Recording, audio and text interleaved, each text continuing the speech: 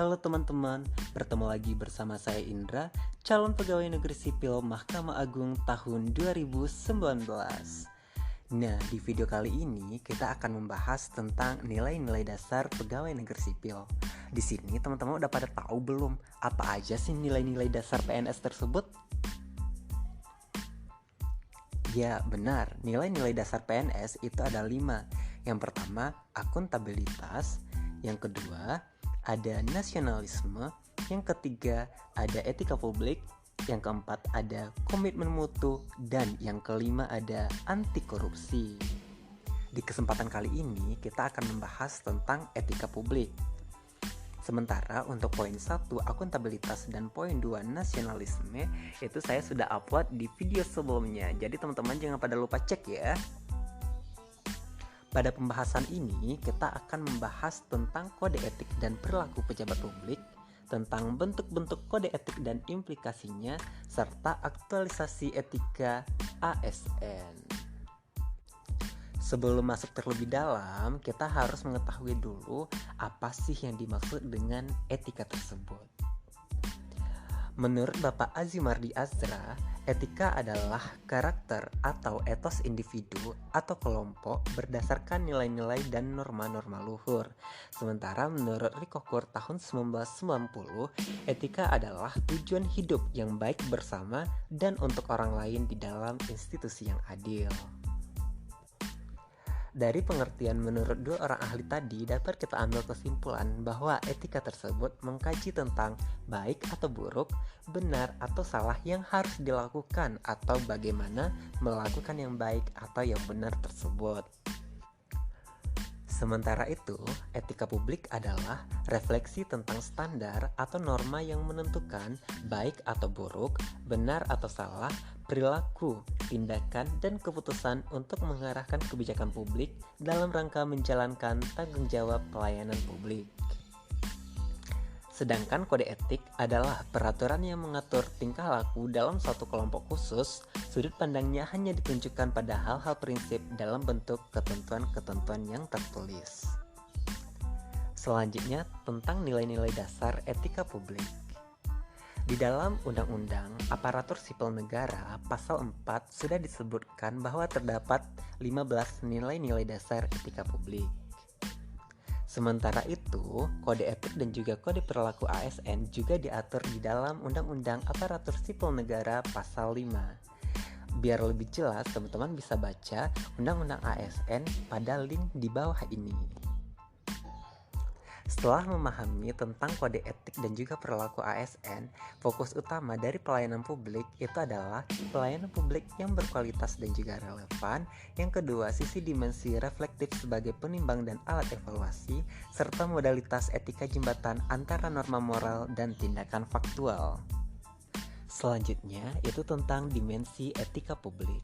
Dimensi etika publik mempunyai 3. Yang pertama itu ada dimensi kualitas pelayanan publik, yang kedua ada dimensi modalitas, dan yang ketiga ada dimensi integritas publik. Dimensi kualitas pelayanan publik itu mencakup moral dalam etika publik, menuntut kita untuk lebih dari kompetensi teknis saja, karena kita juga harus mampu mengidentifikasi masalah-masalah dan konsep etika yang khas dalam pelayanan publik. Sementara itu, dimensi modalitas itu mempunyai 3 unsur penting di dalamnya, yaitu akuntabel, transparan, dan juga netral. Sementara itu, dimensi tindakan integritas publik itu juga dimaksudkan dari pejabat publik yang sesuai dengan nilai, standar, aturan moral yang diterima masyarakat. Integritas publik juga merupakan niat baik seorang pejabat publik yang didukung oleh institusi sosial seperti hukum, aturan, kebiasaan, dan sistem pengawasan. Tanpa kompetensi etika, pejabat cenderung menjadi tidak peka, tidak peduli, dan diskriminatif, terutama pada masyarakat kalangan bawah.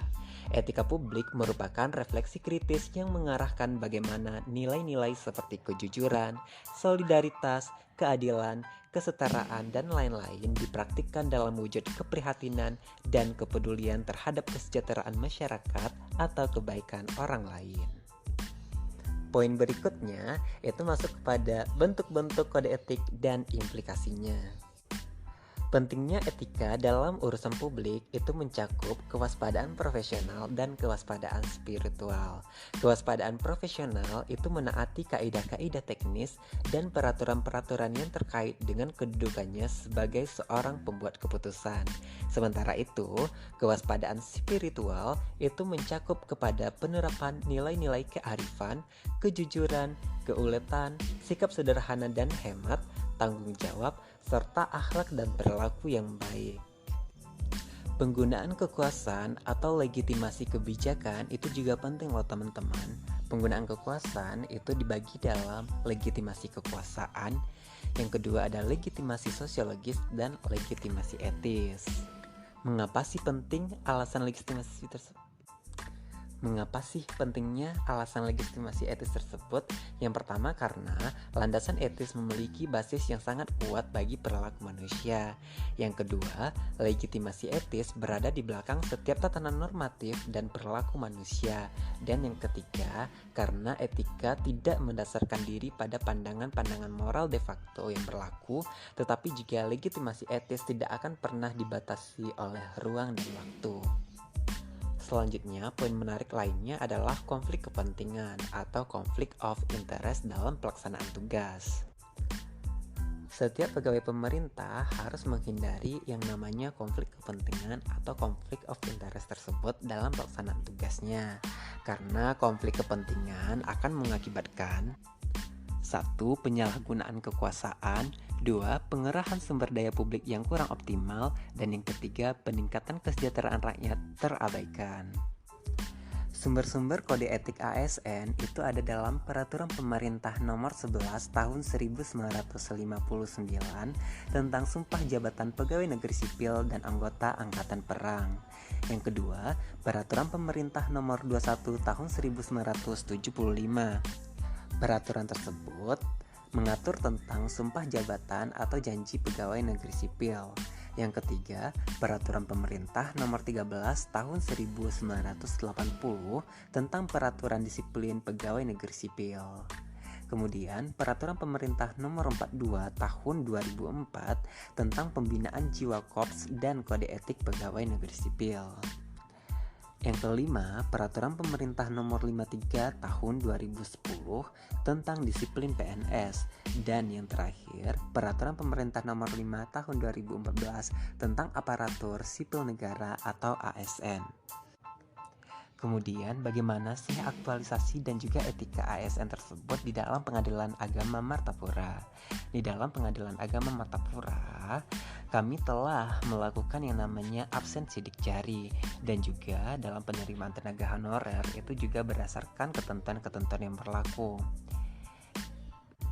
Kemudian sekarang Pengadilan Agama Martapura itu sudah mencanangkan yang namanya zona integritas dan juga zona wilayah bersih bebas korupsi serta wilayah bersih melayani. Tentunya hal ini perlu dukungan dari semua pihak agar dapat terwujudnya pelayanan yang maksimal kepada masyarakat. Oke teman-teman, tadi itu merupakan penjelasan sedikit tentang etika publik. Semoga video ini bisa bermanfaat untuk kita semua. Terima kasih sudah menonton podcast ini. Salam sejahtera untuk kita semua. Assalamualaikum warahmatullahi wabarakatuh.